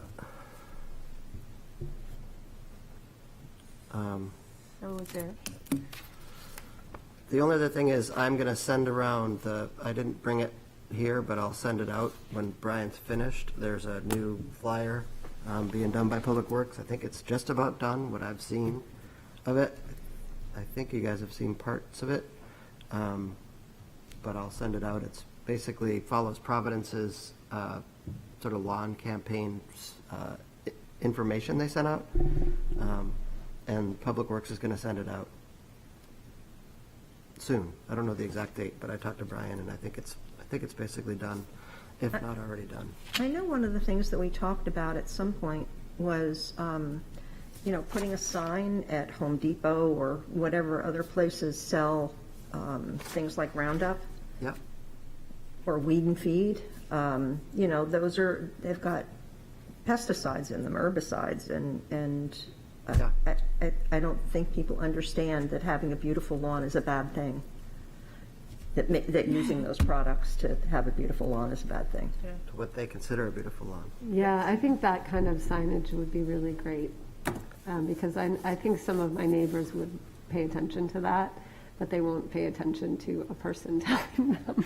So I guess I'm just trying to clarify. So you're saying we should put signs up in front of Home Depot saying, No, I think that we ought to, there are towns, I believe someone said that, that have instituted that if you're going to sell these products, that you need to put up this warning.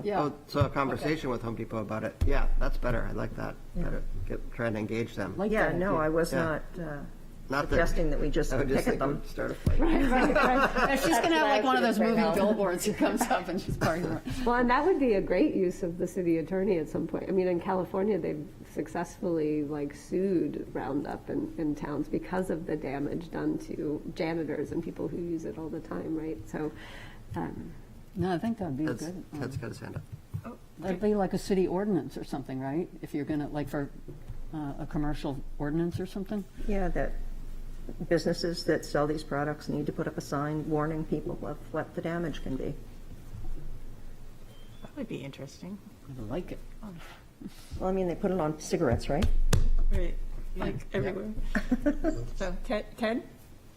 Yeah, as you might know, one of the reasons I got on the Conservation Commission was to push an education program and organic lawn care. And the City Council passed a resolution back in 1977 that the city should put on an organic land care education program, and the Conservation Commission was supposed to make a recommendation. We did make a recommendation for the Portsmouth program. I was assured, Peter, you assured me in December that they were taking care of it and it was ongoing. So I've been relentlessly, every couple of weeks or every week, touch base with Brian over at Public Works and saying, can we get together? Do we have a draft? What's the program going to be? And I'm really disappointed because we never met in March. He said they're going to do something in April.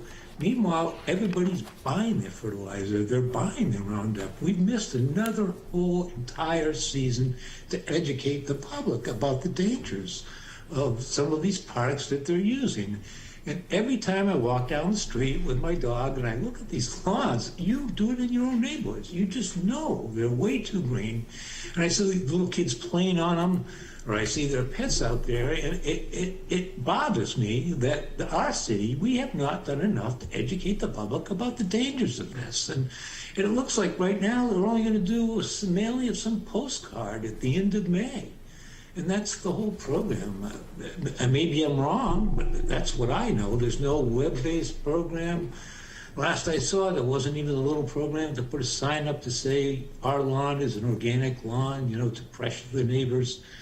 Jim Splain was wild about that idea. He thought it was terrific, So I don't know what the status of the program is. All I know is time is marching on, and we've missed a tremendous opportunity here. The other part of, if we encourage people to follow organic land care practices, people in this town have a pile of money. They don't cut the lawn. They hire someone to do it, Just look around. It's crazy. So, and these people say, oh yeah, I'm using organic stuff. They're using biosolids because it's been classified as organic. And biosolids, that's what comes out of, wastewater treatment plants. It's really dangerous stuff.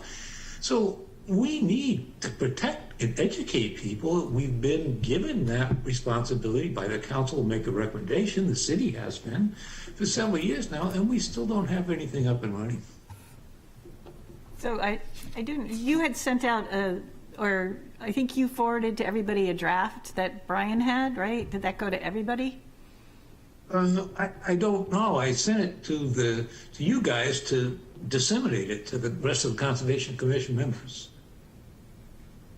Yeah, well, I don't know what draft I've got it here, and it's only a cut and paste from one page of the multiple pages in the Providence Plan, but the key part of the Providence Plan, the most successful part, is you go online, you say, okay, I pledge, I'm gonna follow, say no for standards, I'm gonna follow organic land care standards. Yeah, and that in was the return, grant. That's a separate the thing. city sends you a little lawn sign that you put on your lawn that says, hey, this lawn is, was maintained organically. And that pressures people and school children and others to talk about it and to start a movement here.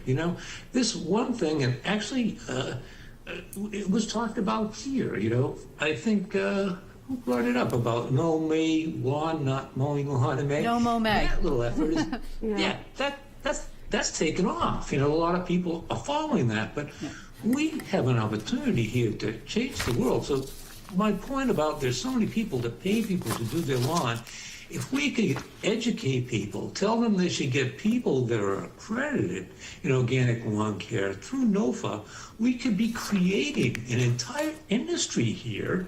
We can get people that are, if they start hiring people that are accredited, automatically we're going to improve the surroundings because a lot of people do pay people to cut their lawn, and we can educate the people that are out there. We can encourage them in many ways. There are a number of accredited lawn care companies out there. But what happens is that you see it. You see a truck says, oh yeah, we're green. Oh yeah, we're organic. It's, pardon me, but most of it is BS. And then they tell you they're using organic stuff and they charge you a higher price because it is. So our consumers are losing, our taxpayers are losing. We're not doing our job here, in my opinion. I think that the city has to do more, and I think that the Conservation Commission has to be on this and pushing this. I'm frustrated, to be honest. Yes, yes. So it seems like there are two things. One is like people here are very conformist and they imitate each other, and I think it's true that if there can be some kind of working with schools, et cetera, to have folks, information that the dandelions were brought by settlers. That's how important they are, right? I don't know if this is what you want to do with this conversation, but it seems like there's that element, and then the governance level of just setting some messages that the city has, right, about best practices. And if it's on the website, do you already have that? Is that already part of that people can look up? Because I know I'm part of this regenerative gardening group in the neighborhood, and we're all online and everybody's sharing best practices. But if there's a place on the city website that people can go to and refer to, it just builds that sense of this is a real thing. I was walking by a guy working on his lawn the other day, and he had the 1776 sign and not a dandelion in sight, and he was, just working really hard. And I said to him, across the way, I said, "Where are your dandelions?" And he told me how they were bad and whatever.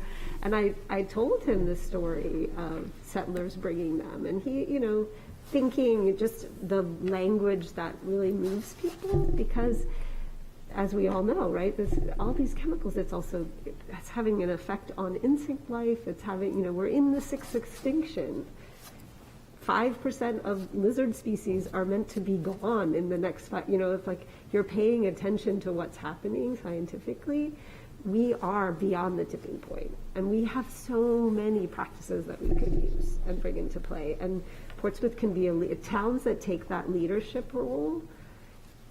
They're amazing. They've become even more of a draw, right? So I don't see what would stop Portsmouth. There's so much wealth here too.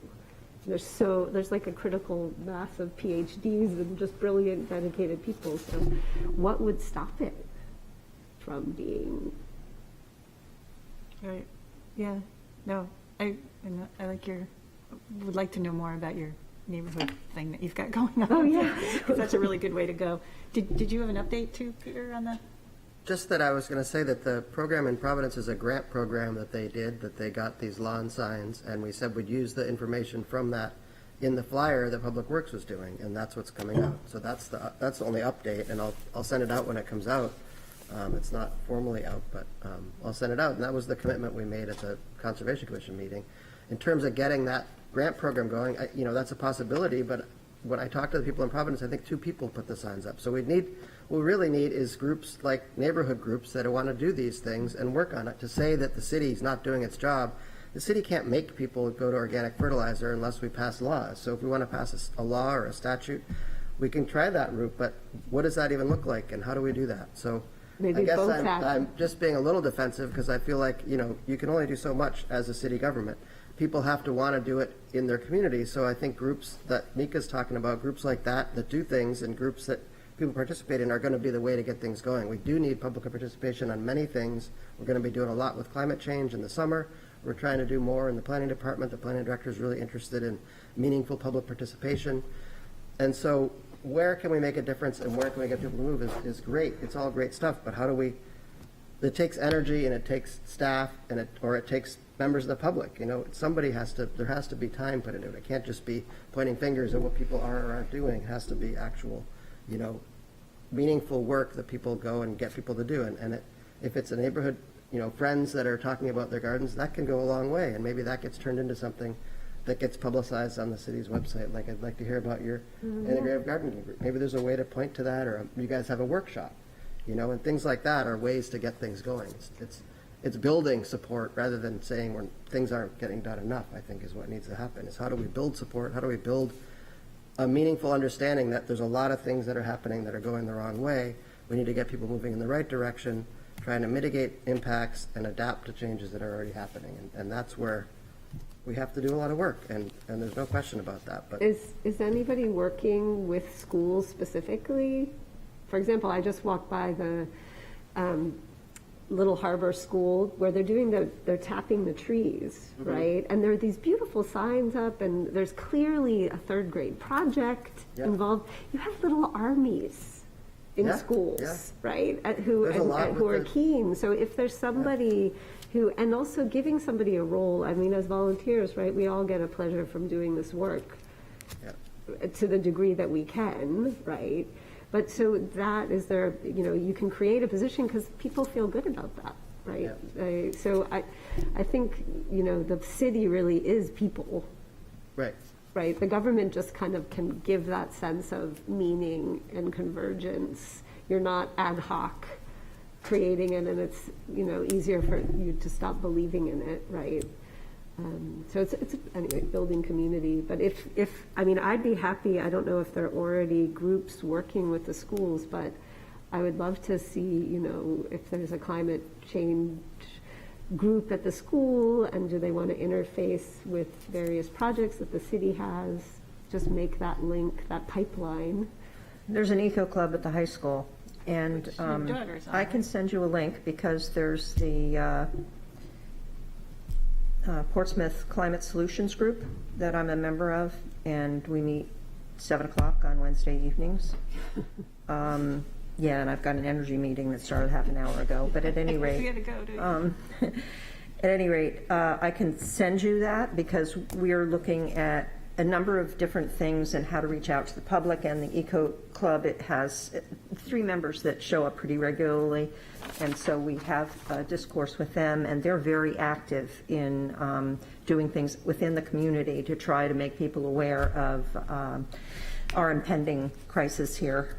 Right. Yeah, And then that was- solutions, sorry. That sort of ties in, like, when I brought up the trash, you know, like the mountains of waste. And then the South Mill Pond, maybe, you know, getting that. But so it's, yeah, you teach the kids and they teach the rest of the family. A lot of times anyway. And there's energy there. And you know, yeah, and they have energy. teachers are yeah. looking for things to do. It's helpful in many. There's it's- a lot of different efforts at the schools. I mean, the Eco Club is just one example, but I think other schools have things going on too. So you just have to talk to the teachers or principals there.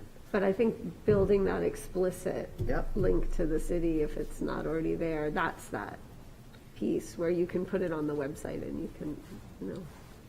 So, I mean, it seems like there's two things. One is the schools and one is the fertilizer, lawn care and organic practices. Well, I think it's just under the headline of what Peter is talking about, is how to build support for some of these climate and environmental issues that we support.